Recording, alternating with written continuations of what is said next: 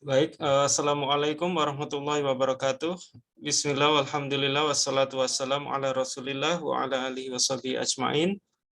Saya Nurul Lutfi Hidayatullah, dosen Prodi Hubungan Internasional dari UIN Sunan Ampel, Surabaya. Dan siang ini saya mendapatkan undangan dari Alauddin Center for International Relations Studies untuk mempresentasikan tentang academic writing, atau tentang kemarin dijelaskan tentang bagaimana tips bagi teman-teman yang ingin publikasi di jurnal ilmiah, submit artikel seperti itu, dan apa saja tahap-tahap yang harus dilalui teman-teman untuk bisa submit artikel ke jurnal begitu. Dan kalau dari sisi jurnal ilmiah atau jurnal yang terindeks, saya masih belum terlalu berpengalaman submit, tapi ya alhamdulillah saya sudah pernah submit jurnal, hanya saja bukan di jurnal yang bereputasi seperti Scopus seperti itu. Jadi mungkin di sini kita sharing saja, siapa tahu teman-teman juga tertarik apa sih yang dibutuhkan dalam submit artikel ke jurnal ke jurnal akademik, terutama di tema-tema hubungan internasional. Kita lebih mempelajari dulu ke format artikel jurnal ya, karena kalau masalah submit ke jurnal itu setiap jurnal punya sistemnya sendiri, punya gaya selingkung sendiri, sehingga satu jurnal dengan jurnal lain berbeda. Dan kita sambung dari kemarin presentasi saya yang pertama minggu lalu terkait antara Islam dengan hubungan internasional dan tema-tema yang kira-kira teman-teman bisa angkat sebagai materi skripsi. Ini bisa jadi kelanjutan dari materi tersebut, karena setelah teman-teman nanti selesai mengerjakan skripsi, diharapkan bisa publikasi di skripsi tersebut menjadi artikel jurnal ilmiah gitu. Kenapa tidak? Gitu. Ya, karena publikasi artikel jurnal itu sangat bermanfaat di dunia akademis ya. Kalau teman-teman ingin S2 atau ingin berkarir di bidang penelitian, itu CV dari publikasi sangat penting. Di sini kita lebih banyak berdiskusi, insya Allah, tentang apa sih bedanya format artikel jurnal dengan skripsi atau dengan research paper bentuk lainnya. Baik, kita awali. Dan saya bukan ahli di bidang penulisan, saya juga masih belajar, dan saya juga masih ingin mempelajari lebih banyak tentang penulisan artikel ilmiah. Karena itu materi presentasi ini saya kutip dari pakar-pakar yang sudah lebih berpengalaman dalam penulisan artikel jurnal. Dan saya sudah beberapa kali ikut pelatihan dengan beliau, karena itu saya mengambil referensi dari Prof. Aspinal dari Australian National University dan juga dari Pak IGD Wahyu Wicaksana PhD dari UNER, Universitas Airlangga. Yang dulu beliau dosen saya waktu S2. Baik, pertama, writing a research article. Menurut Prof. Aspinal 2022. Read before you write, present new knowledge with original analysis. Ya, jadi teman-teman sebelum bisa menulis maka harus membaca terlebih dahulu. Cuman bedanya kalau di waktu perkuliahan membaca itu kan untuk mengerjakan tugas atau membaca untuk memahami suatu studi kasus hubungan internasional. Nah, di sini bedanya adalah teman-teman membaca sumber referensi untuk menemukan research gap. Research gap itu atau kekosongan penelitian. Jadi misalnya di topik-topik tentang climate change begitu, apa sih yang sudah ditulis oleh studi terdahulu tentang climate change dan topik apa yang belum. Jadi membaca untuk memahami sekaligus mengklasifikasikan studi terdahulu sudah membahas isu climate change tentang apa saja dan sisi mana yang belum dibahas, sehingga saya bisa mengangkat topik tersebut sebagai topik penelitian saya begitu. Yang kedua, present new knowledge with original analysis. Saya sempat bertanya ke Prof. Aspinal, apakah kita boleh menulis suatu artikel yang sifatnya mengkonfirmasi fakta yang sudah ada, atau sebaiknya menawarkan hal baru terhadap fakta yang sudah ada, gitu. Conforming the facts atau providing new scope atau new analysis. Dan jawaban beliau sebaiknya analisis yang baru, bukan conforming. Ini mungkin bedanya antara skripsi dengan tesis ya. Jadi kalau teman-teman mengerjakan skripsi, itu kan cukup memakai teori atau konsep yang sudah ada begitu. Jadi teman-teman tinggal istilahnya theory testing. Jadi teman-teman tinggal pilih konsepnya apa, seperti itu. Lalu teman-teman juga memilih saya menggunakan konsep ini untuk menganalisis studi kasus apa dan hasilnya bagaimana gitu. Itu aja sudah cukup gitu kalau sebagai apa itu skripsi. Tapi kalau di tesis atau di research artikel seperti ini, teman-teman tidak cukup hanya menggunakan konsep yang sudah ada, menganalisis studi kasus yang sudah ada, tapi teman-teman harus menawarkan hal baru. Hal barunya ini dari sisi mana? Inilah yang disebut argumentasi penulis. Bahkan argumen ini lebih baik ada dan patut ada di kalimat pertama atau kalimat kedua dari abstrak dan latar belakang teman-teman. Kalau teman-teman di sini terbiasa menulis latar belakang yang apa ya istilahnya itu diawali dengan hal general seperti itu sampai di akhir latar belakang baru ada tujuan penelitiannya, maka di artikel ilmiah yang akan disubmit ke jurnal tidak seperti itu. Jadi kalimat awal kalian sudah menjelaskan this research is about apa? Penelitian ini membahas apa? Argumentasi penulis adalah apa kayak gitu. Jadi di argumentasi inilah teman-teman menawarkan perspektif baru atau pendekatan baru terhadap penelitian yang sudah ada. Jadi penelitian yang sudah ada itu kekurangannya di mana? Hal kosong tersebut yang diangkat menjadi penelitian baru di penelitian penulis begitu. Write the argument clearly on the abstract and introduction section. Di latar belakang dan di abstrak sudah ada argumennya. Apa itu yang disebut a clear central argument? Argumen yang jelas, argumen yang apa itu tidak ambigu seperti itu. Jadi teman-teman harus engage to a broader topic of literature to prove the article's uniqueness compared to previous researches.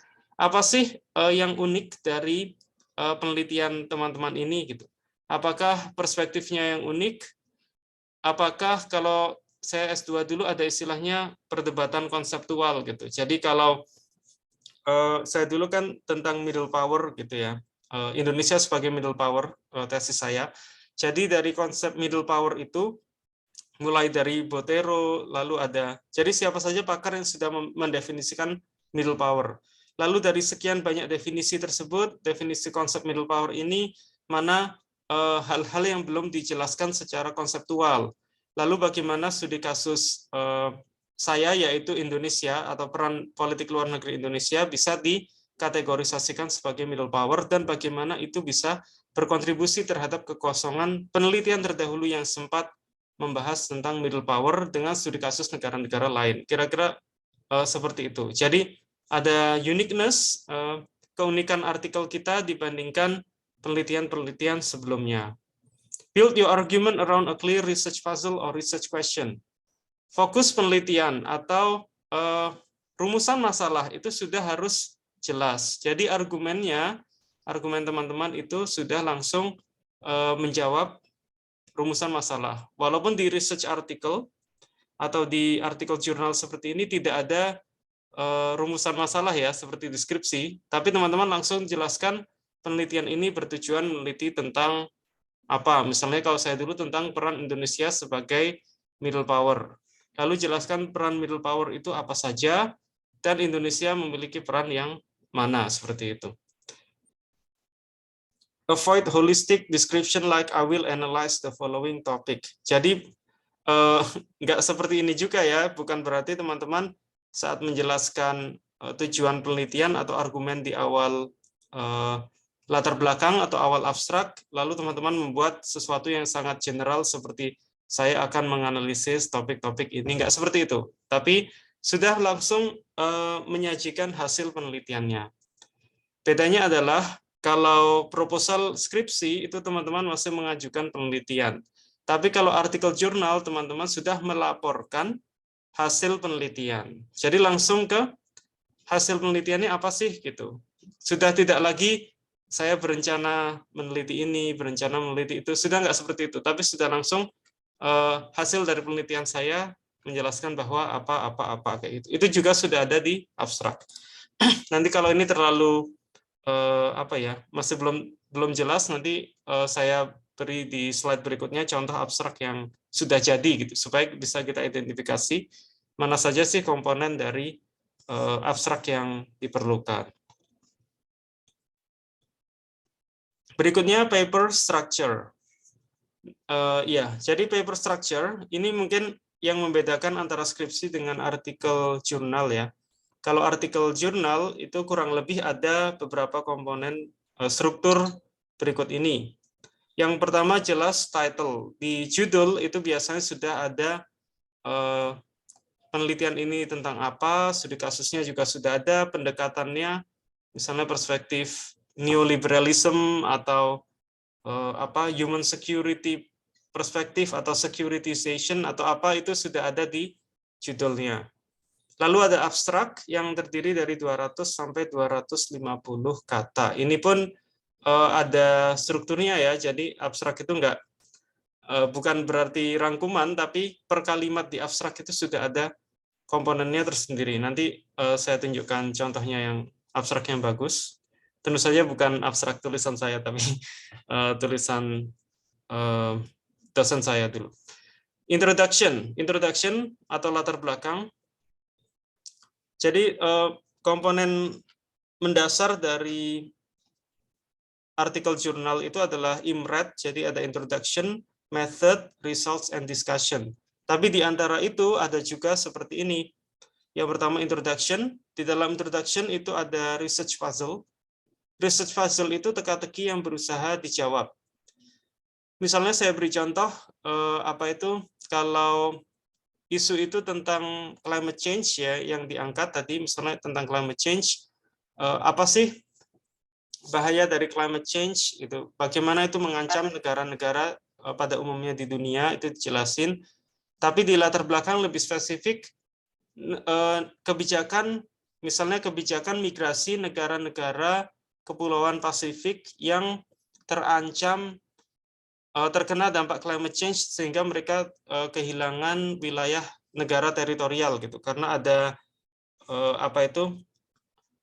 air laut yang semakin meningkat dan mereka harus mengungsi seperti itu. Nah, kebijakannya seperti apa gitu. Misalnya ada negara-negara seperti Kiribati yang menginginkan adanya kuota khusus dari Australia untuk menerima pengungsi dari Kiribati seperti itu. Nah, research puzzle-nya di mana? Misalnya antara migration policy negara penerima imigran seperti Australia dengan Kiribati, negara yang mengajukan adanya kuota imigran khusus, itu kebijakannya seperti apa gitu. Di mana research gap-nya, di mana kekosongan hal yang bisa diajukan dalam penelitian ini.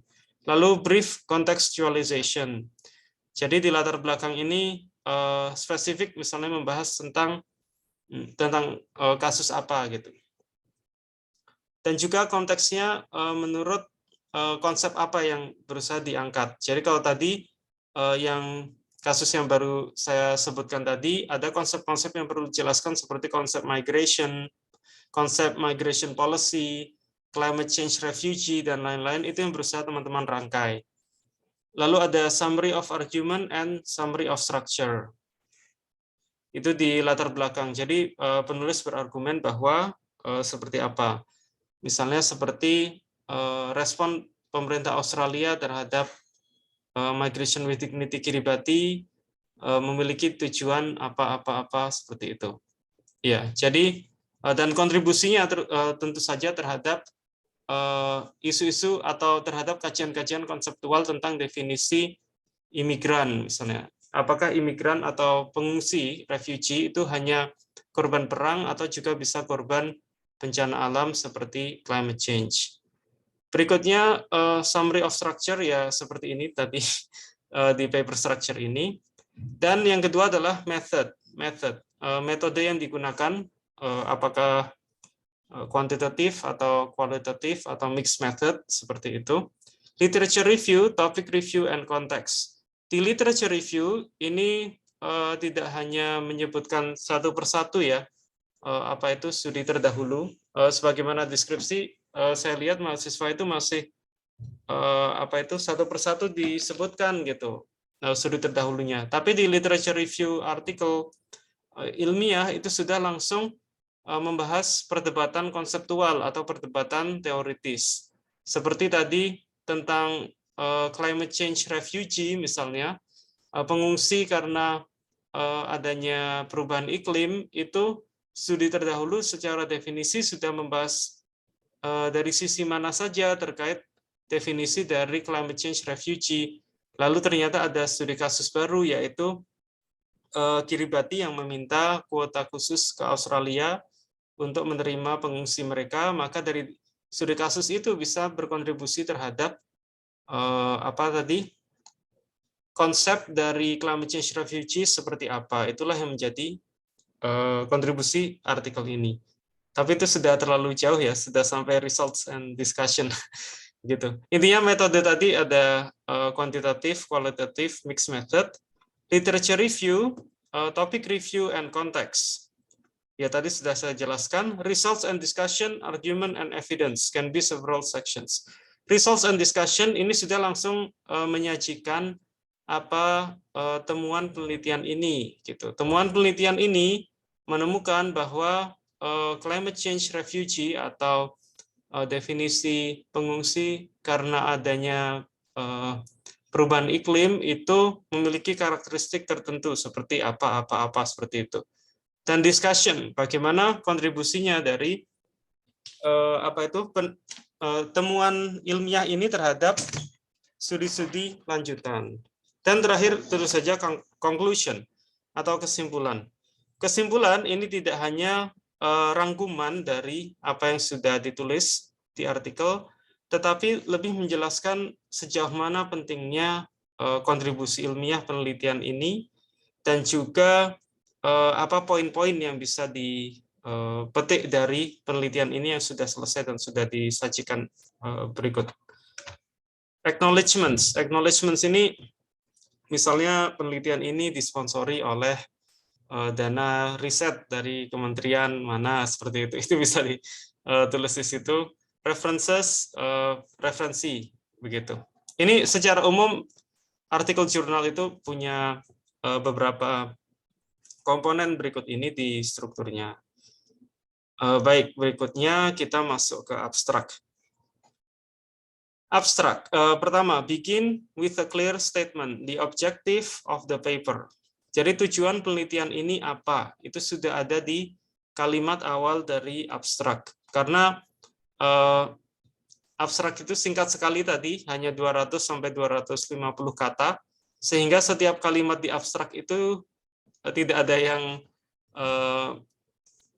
tidak bermakna, semuanya pasti ada komponennya. Jadi abstrak itu dengan jumlah kata yang singkat, pertama langsung jelaskan penelitian ini membuktikan tentang apa, seperti itu. Itu sudah di awal kalimat.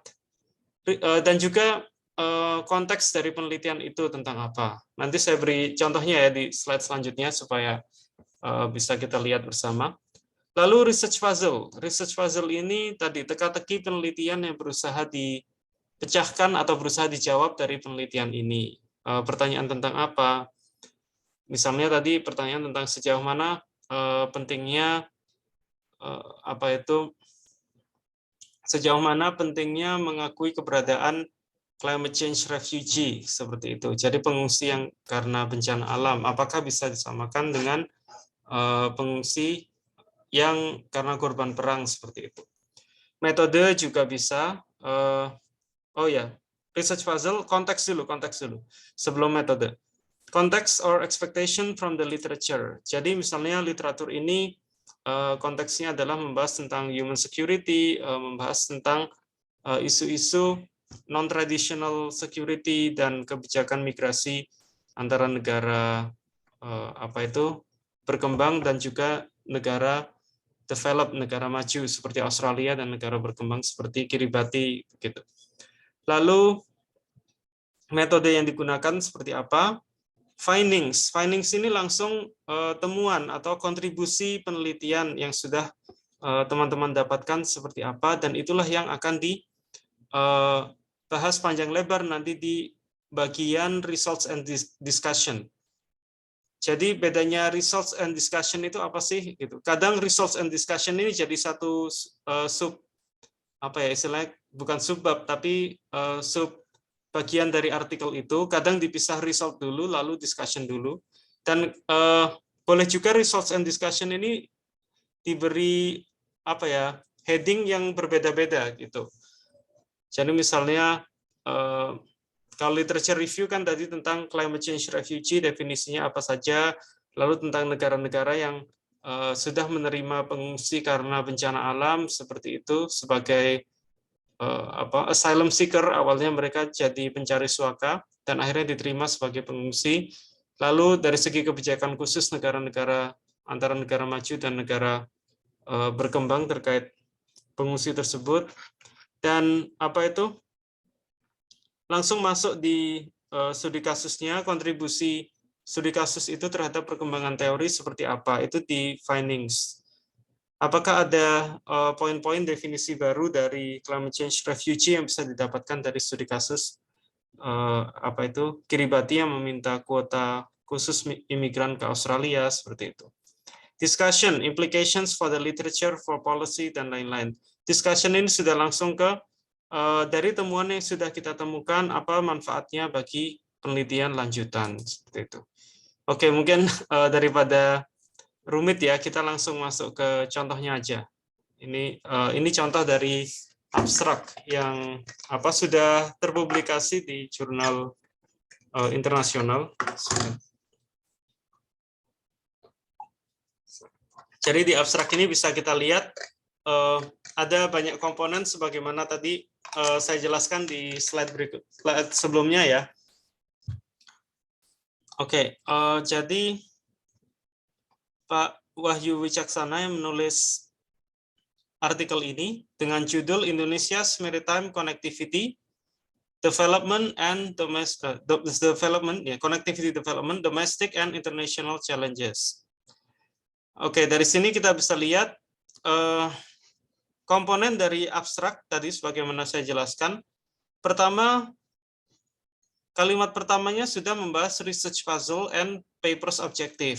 Jadi di awal kalimat sudah dijelaskan, this study considers the political aspects of Joko Widodo government's mega project to build an integrated marine logistics system known as the Tol Laut.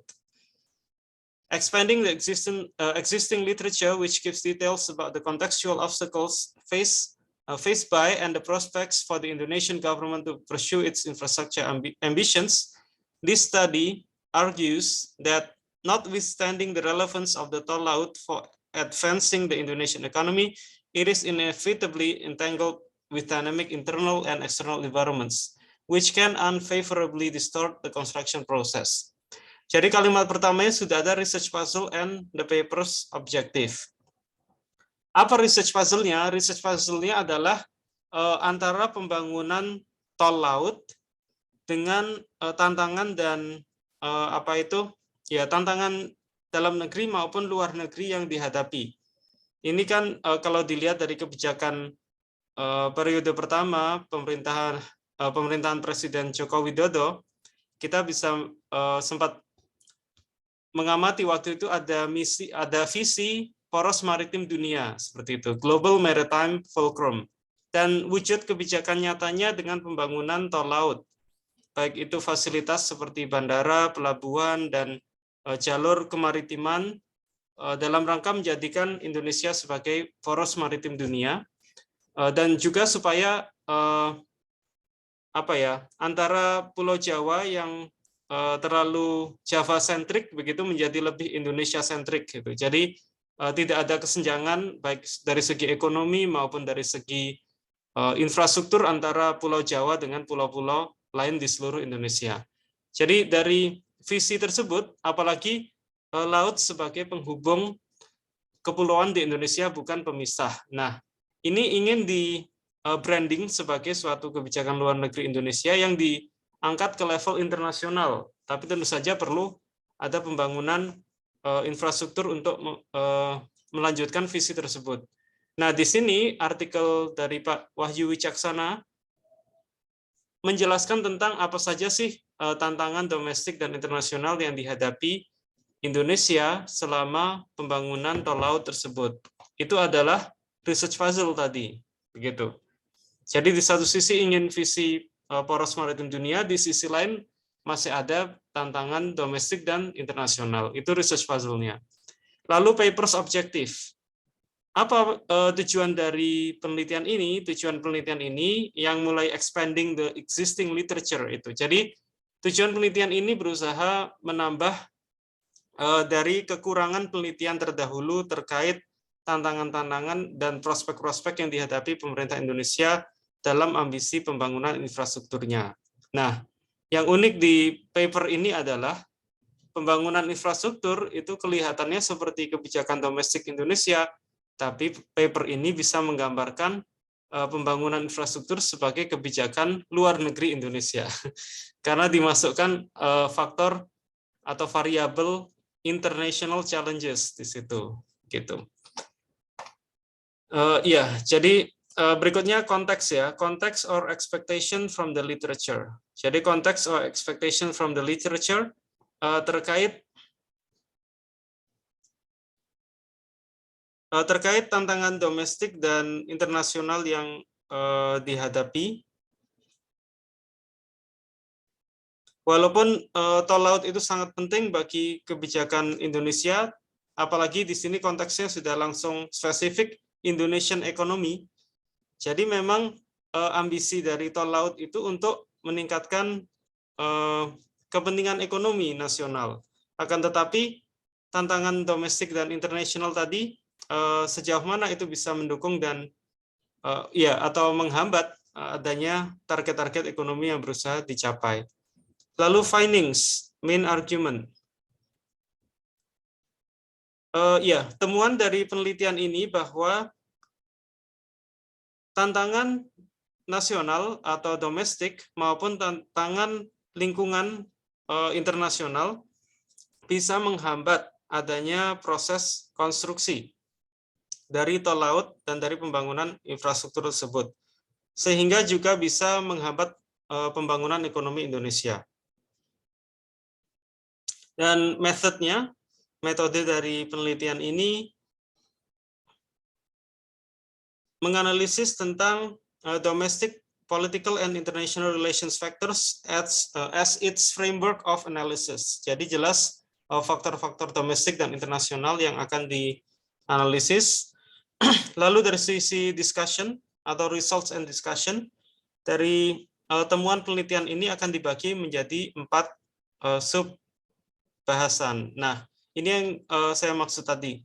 Jadi bagian results and discussion, hasil atau temuan penelitian dan signifikansi dari temuan penelitian tersebut bisa dibagi ke beberapa seksi.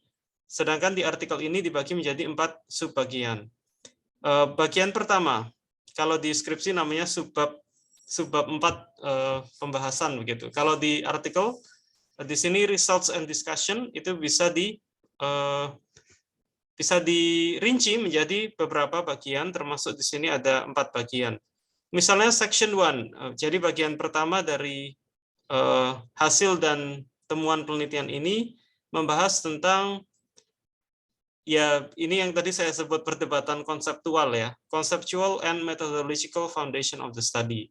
Jadi secara konsep maritime connectivity development itu seperti apa definisinya, lalu tol laut di sini masuk di kategori mana dari definisi maritime connectivity development. Lalu bagian berikutnya yang kedua membahas tentang pentingnya tol laut bagi kepentingan ekonomi nasional, pembangunan ekonomi nasional Indonesia. Bagian ketiga membahas tentang bagaimana tantangan domestik, politik domestik di Indonesia bisa menghambat kebijakan tol laut Presiden Joko Widodo. Dan yang keempat, bagian keempat membahas tentang kondisi internasional atau dampak-dampak yang bisa ditimbulkan dari adanya tantangan internasional yang dihadapi. Di samping membandingkan hal tersebut dengan kemampuan diplomatik Indonesia dalam proses melanjutkan kebijakan tol laut tersebut. Dan itu kesimpulan dari penelitian ini. Bisa dibayangkan ya, jadi saya membaca abstraknya sudah bisa terbayang keseluruhan isi dari artikelnya. Gitu. Dan inilah yang biasanya kalau submit artikel ke jurnal itu kan reviewer pertama kali membaca abstraknya itu. Abstraknya menarik enggak? Kalau abstraknya menarik bisa dilanjutkan ke tahap-tahap berikutnya seperti latar belakang dan ya introduction, method dan seterusnya. Tapi kalau abstraknya udah nggak menarik kayaknya dikembalikan dan tidak jadi dipublikasikan gitu. Oke, dari tadi kita membahas research puzzle. Apa sih yang dimaksud research puzzle? Research puzzle adalah the most important element of academic work, which shows the original contribution to knowledge advancement to be considered by the journal editors for publication. Jadi research puzzle ini adalah menurut Pak Wahyu Wicaksana hal paling penting dari dari academic paper kita, dari artikel kita, dari karya ilmiah kita yang menjelaskan originalitas atau kontribusi akademis dari paper kita untuk mengembangkan ilmu pengetahuan, dan inilah yang akan dipertimbangkan pertama kali oleh reviewer jurnal apakah melanjutkan menerima paper kita atau paper tersebut ditolak dari jurnal. Di dalam research puzzle itu, jadi research puzzle itu bisa ditemukan dari mana gitu, atau keunikan penelitian kita. Research puzzle ini untuk menjawab adanya research gap. Jadi research gap atau kekosongan penelitian di studi terdahulu yang sudah kita baca, ini berusaha kita jawab, kita pecahkan dengan menawarkan jawaban atau temuan penelitian yang bisa menjawab kekosongan penelitian di studi-studi terdahulu. Jadi research puzzle atau teka-teki di penelitian yang berusaha kita pecahkan bisa dari sisi teoritisnya, atau bisa dari sisi metodologinya, atau bisa dari sisi empirisnya, atau bisa dalam bentuk policy suggestions. Kalau dari sisi teoritis, berarti ada definisi konseptual yang belum jelas sehingga perlu didiskusikan kembali melalui hasil temuan penelitian kita, sehingga hasil temuan penelitian kita berkontribusi terhadap studi terdahulu. Misalnya, theoretical puzzle dari segi konsep ya. Misalnya waktu tesis saya menulis tentang Indonesia's role as a middle power. Gitu. Jadi peran Indonesia sebagai middle power. Nah, peran middle power itu apa saja sih gitu. Nah, di sini ada puzzle gitu. Ada puzzle yang di studi terdahulu belum terjawab.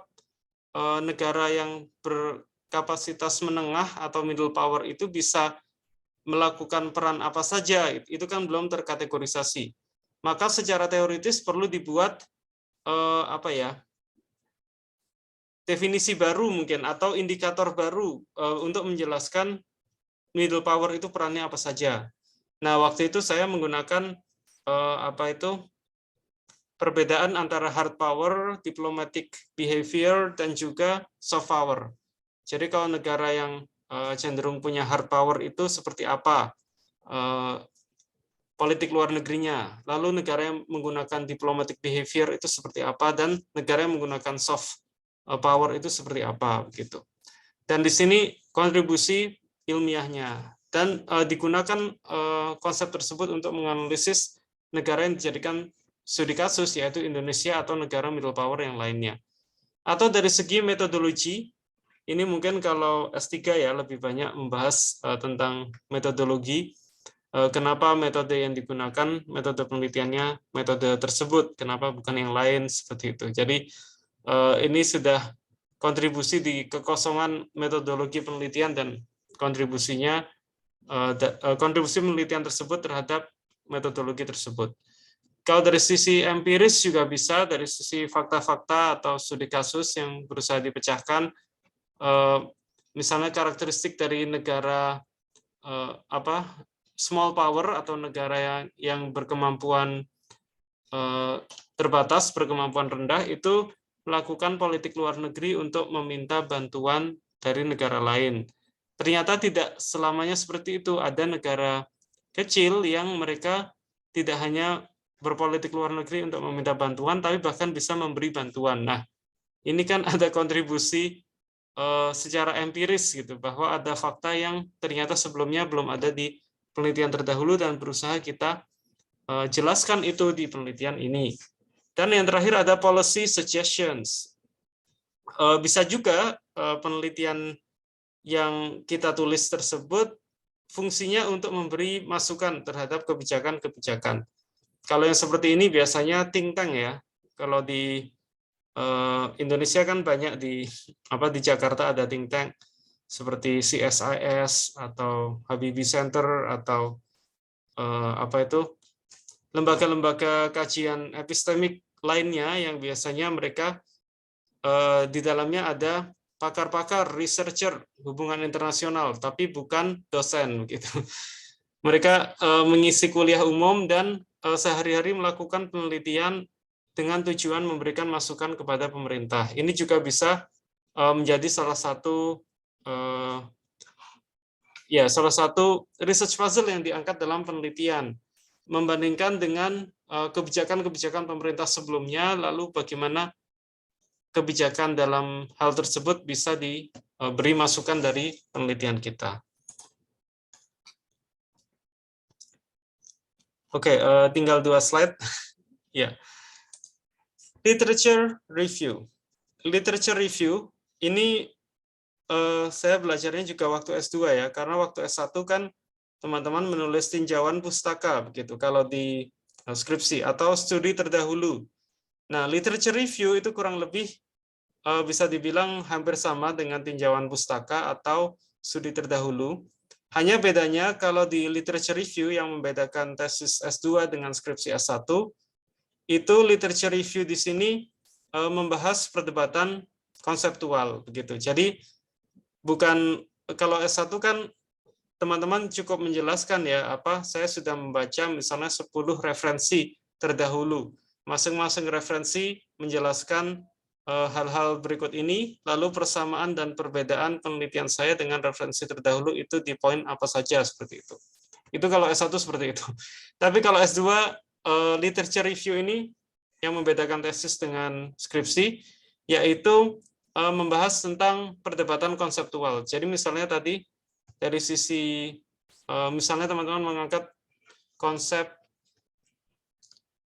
misalnya health security seperti itu. Jadi siapa pakar pertama yang menjelaskan tentang definisi health security? Lalu tahun berapa muncul pakar baru yang menjelaskan definisi health security semakin diperluas atau dipersempit atau spesifik seperti itu.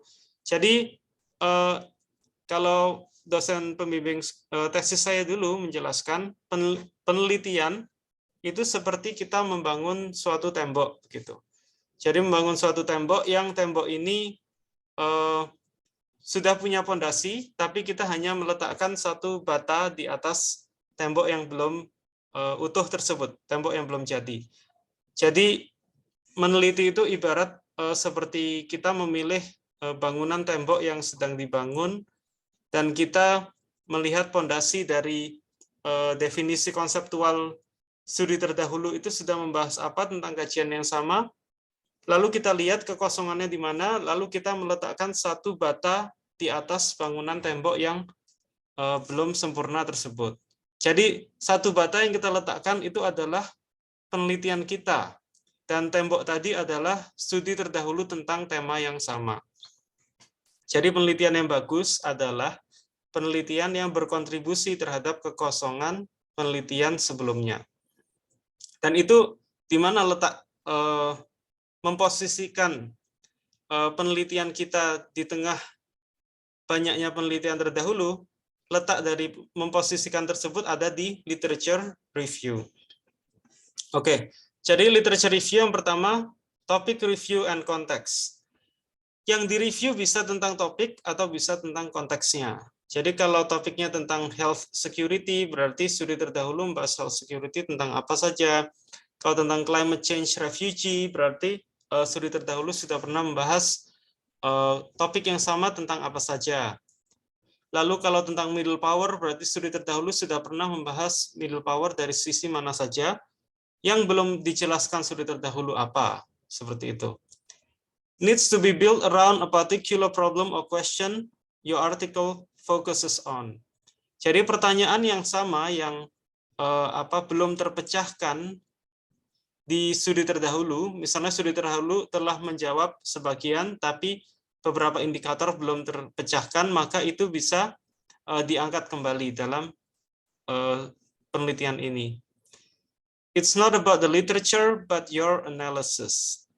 Studi terdahulu, tinjauan pusaka, atau literature review yang baik, itu bukan yang menjelaskan, lihat saya sudah baca sekian banyak kajian terdahulu dan pengetahuan saya luas. Tidak seperti itu. Tapi menjelaskan bahwa dari sekian banyak literatur yang sudah saya baca, perdebatan konseptualnya di mana. Jadi kekosongan definisinya di mana, dan itulah yang berusaha saya jelaskan dalam penelitian saya. Penelitian saya menyelesaikan permasalahan yang belum selesai di penelitian-penelitian terdahulu. Karena sebenarnya tidak ada istilahnya penelitian baru, itu tidak ada. Semua topik hubungan internasional itu sudah pernah ada yang meneliti. Hanya bedanya kita mengutip penelitian terdahulu tentang topik yang sama, kita lihat mana sisi yang belum dibahas secara mendalam oleh penelitian terdahulu, mana hal-hal yang belum terjawab, itulah yang kita berusaha tawarkan dalam penelitian kita. Gitu. Jadi analisis kita yang penting, bukan lebih banyak membaca, tapi memahami yang dibaca dan memposisikan kontribusi kita terhadap kekosongan studi terdahulu di mana. Itu yang paling penting. Berikutnya, jadi your topic is connected to a bigger discussion in scholarly research. Kalau perlu, teman-teman menjadi expert di bidang keyword atau di bidang konsep atau kata kunci yang diangkat. Gitu. Jadi kalau tadi misalnya konsepnya maritime security, keamanan maritim, gitu. Maka kalau mau menulis tentang hal tersebut, teman-teman harus sudah memahami dan membaca studi-studi terdahulu tentang keamanan maritim, apa saja indikatornya, seperti itu. Dan ada beberapa indikator yang belum ada, misalnya di penelitian terdahulu, itulah yang ditambahkan di penelitian ini, melalui studi kasus yang kita angkat. Misalnya keamanan maritim negara kepulauan dan keamanan maritim negara yang ada di benua, gitu, itu bisa jadi versinya berbeda, begitu. Indikatornya apa saja yang meliputi keamanan maritim yang belum ada di studi terdahulu bisa ditambahkan di penelitian kita. There's a debate in different approaches or problem arising from the literature. Ya, itu yang saya maksud. Jadi keamanan maritim definisinya bermacam-macam tergantung negara mana, apakah negara kepulauan, negara yang berada di benua, atau negara yang tidak memiliki laut secara langsung, pasti sistem atau definisi keamanan maritimnya berbeda. Perdebatan definisinya di mana, lalu di mana kekosongan hal-hal yang belum pernah dijelaskan studi terdahulu tersebut. Disitulah kontribusi penelitian kita, yang berusaha research puzzle yang berusaha kita pecahkan di results and discussion, di hasil dan pembahasan kita. Your article contributes something new to that literature. Jadi artikel kita, tulisan kita, berkontribusi terhadap topik-topik dengan kata kunci yang sama di penelitian tersebut. Oke, ini contoh dari Prof. Espinal ya. Membedakan penelitian kita dengan studi terdahulu itu seperti apa? Most studies assume X will happen. This study shows Y will also happen. Oke. Nah, jadi misalnya ini masalah X dan Y variabel dependent dan variabel independent begitu. Jadi misalnya, oke lah, kita beri contoh ya. Misalnya negara-negara yang apa itu? Ya, misalnya negara-negara yang merdeka setelah 1945 itu kebanyakan diawali oleh gerakan separatisme. Misalnya, kalau studi terdahulu membahas itu, bahwa negara-negara yang merdeka setelah 1945, misalnya Timor Leste, Kosovo, South Sudan, itu biasanya diawali dengan separatisme atau diawali dengan perang sipil seperti itu. Nah, tapi ada studi baru yang berusaha menjelaskan bahwa tidak hanya perang sipil, ternyata penyebabnya juga ada human right violation, ada kejahatan terhadap kemanusiaan yang terjadi sehingga memungkinkan PBB bisa turun tangan dan mengadakan referendum, misalnya seperti itu. Atau yang berikutnya, some studies say X, some say Y. This study suggests X happens due to A. Nah, jadi ada faktor berikutnya juga yang ternyata bisa menyebabkan variabel dependent dan independennya terjadi, yang faktor lainnya ini tidak pernah dijelaskan di studi terdahulu. Ya, seperti itu. Jadi mungkin saya belum bisa memberi contoh, mohon maaf yang ini. Tapi intinya ada dua hal, yang satu satu apa itu variabel yang independen mempengaruhi variabel yang dependent. Tapi ternyata tidak hanya seperti itu, ada variabel lain juga yang terpengaruh gitu. Jadi hal-hal yang seperti ini bisa dijelaskan. Misalnya kalau yang kebanyakan studi terdahulu menjelaskan bahwa teroris itu terpengaruh karena yang pertama pemahaman ideologi yang radikal gitu. Yang kedua misalnya karena kepentingan politik, ingin mendapatkan kekuasaan, menjatuhkan pemerintah sah seperti itu. Tapi ternyata ada faktor lain, misalnya kesenjangan ekonomi. Ya, jadi misalnya itu jadi temuan penelitian bahwa ternyata yang mengikuti teroris, kelompok teroris, organisasi teroris bukan karena motif agama atau motif pemahaman yang radikal atau motif politik, tapi karena dibayar, misalnya seperti itu, supaya menjadi tentara bayaran karena membutuhkan uang dengan cara berperang. Nah, ini kan bisa jadi perspektif baru, temuan dari penelitian ini. Oke, berikutnya slide yang terakhir, publishing your article.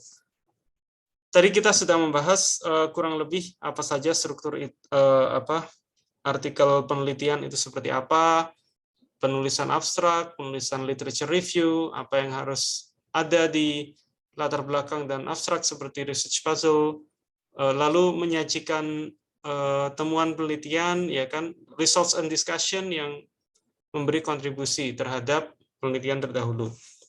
Sekarang yang terakhir adalah mempublikasikan artikel kita. Jadi katakanlah artikel kita sudah fix, dipublikasikan di mana? Kalau tips dari Prof. Asfinal, justru sebelum kita memulai menulis artikel kita, itu kita sudah harus menentukan jurnal mana yang akan kita submit artikel kita, gitu ke situ. Jadi di awal menulis kita sudah punya target jurnal, misalnya jurnal terakreditasi Sinta 2 gitu. Kalau hubungan internasional, insya Allah ada yang Sinta 2 ya di Indonesia. Kita punya target jurnal tersebut sehingga kita dari awal sudah tahu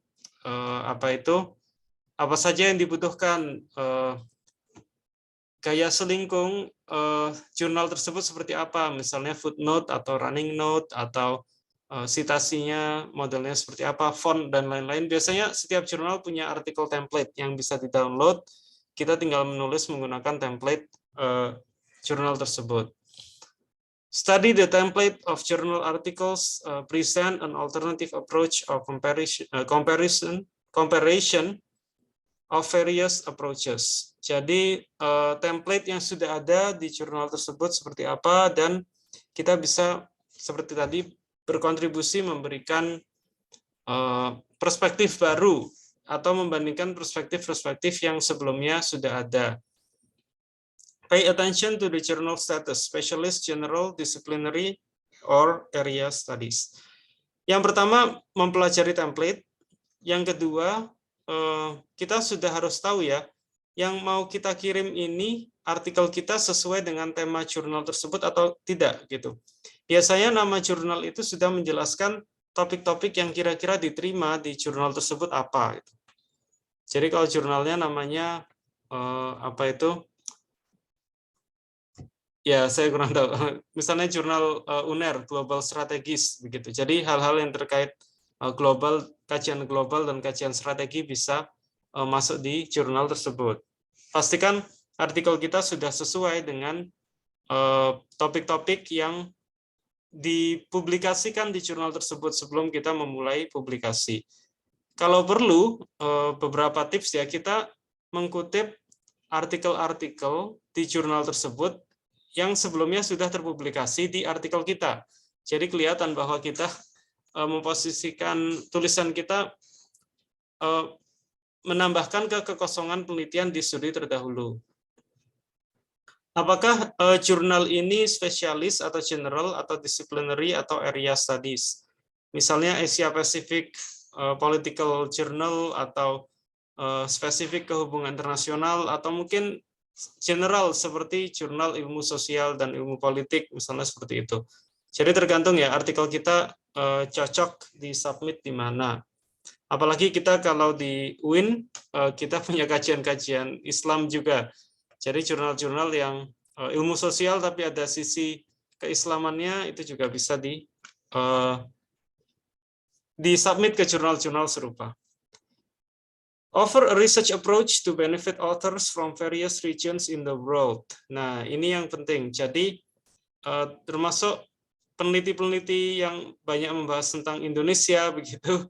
Pastikan saat kita masukkan kita submit ke jurnal, kajian konseptual kita yang studi kasusnya Indonesia itu bisa dipakai juga kalau peneliti berikutnya ingin meneliti negara-negara lain selain Indonesia, misalnya negara-negara yang sama-sama middle power, sama-sama negara berkembang yang punya pengaruh regional di kawasan yang seperti itu. Bisa digunakan konsep kita juga untuk menganalisis negara-negara lain. Tidak hanya satu konsep bisa digunakan untuk Indonesia saja. Karena bagi reviewer, tidak semua hal yang menurut kita menarik, bagi mereka menarik. Misalnya ngapain membahas Indonesia gitu? Apa sih kontribusinya terhadap signifikansi penelitian kalau membahas negara-negara lain? Apakah konsep yang sama bisa diterapkan? Atau jangan-jangan ini hanya bisa dipakai untuk menganalisis Indonesia? Ini kan perlu kita pastikan ya, kita jelaskan kepada reviewer di abstrak kita bahwa ada kontribusi signifikan dari tulisan kita. Explain to the readers why they should care about our article. Jadi jelaskan bahwa signifikansi penelitian ini membuktikan bahwa apa-apa dari temuan penelitian kita. Review outcomes. Setelah kita submit, bisa jadi artikel kita ditolak, rejected, atau accepted, diterima, with major revisions, atau revise and resubmit. Jadi kalau sudah major revisions atau revise and resubmit, biasanya kalau kita perbaiki, insya Allah kemungkinan besar diterima begitu. Tapi kalaupun rejected juga jangan berkecil hati, karena artikel yang ditolak biasanya mendapatkan feedback, mendapatkan kritik dan saran dari reviewer. Jadi dengan kritik yang saran itu kita bisa memperbaiki artikel kita, lalu artikel kita yang sama yang sudah ditolak tadi, kita submit ke jurnal yang grade Sinta atau Q-nya lebih rendah dari yang sebelumnya kita submit, sehingga masukan dari reviewer di jurnal yang sebelumnya bisa kita gunakan untuk memperbaiki artikel kita. Walaupun ujung-ujungnya di submit ke jurnal lain tidak masalah. Be patient when the editing and production process would take several months. Ya, karena kita tidak punya staf khusus yang menghandle jurnal, dan biasanya kalau jurnal-jurnal kampus lain itu juga ada dosen-dosen ya yang selain mengajar juga meneliti, pengabdian pada masyarakat, mengerjakan akreditasi dan tugas-tugas akademik maupun administratif lainnya, dan juga memegang jurnal, sehingga mohon sabar kalau ternyata review itu bisa beberapa bulan itu, karena apalagi jurnal kan biasanya pada umumnya terbitnya 2 kali dalam 1 tahun dan setiap semester sekali begitu. Jadi sabar saja melewati proses review tersebut, dan mudah-mudahan kita bisa menjadi penulis yang mempublikasikan di jurnal ilmiah yang bereputasi begitu. Mungkin dari saya itu, terima kasih. Assalamualaikum warahmatullahi wabarakatuh.